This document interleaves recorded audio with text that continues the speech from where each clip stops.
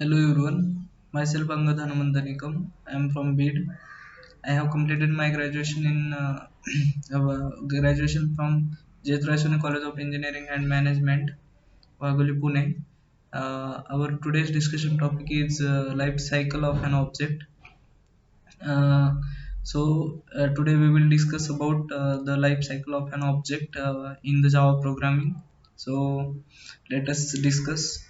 So basically, Java is an object-oriented programming language. Why Java is an object-oriented programming language? Because uh, we will create various object, and by using the object we will perform the specific tasks and build the softwares or build the web applications by using the Java programming. So the objects, as in real life, the object have states and the behavior. So the concept of a real life example is used in the Java. So we will create an object, and by creating the object we will easily access all the properties present inside the object. So this is this is called as basically object. So the life cycle of an object is that the various phases including in the life cycle of an object. Firstly, the structure of an Java program Java is that first we will create an file that is dot dot class file. We will create the dot class file first, and after on the disk, and after creation of dot class file, the dot class file is loaded into the memory area.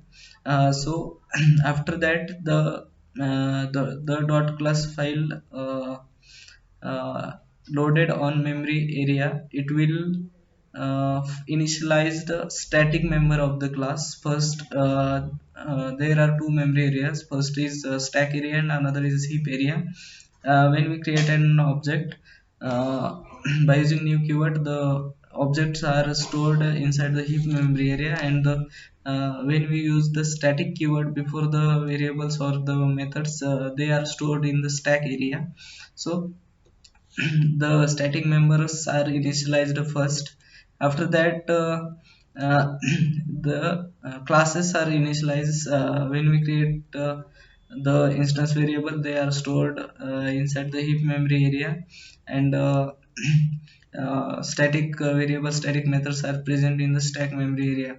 After that, the memory is allocated. Whenever we create class and the variables or the methods, the memory is allocated to them, that is stack or heap memory area.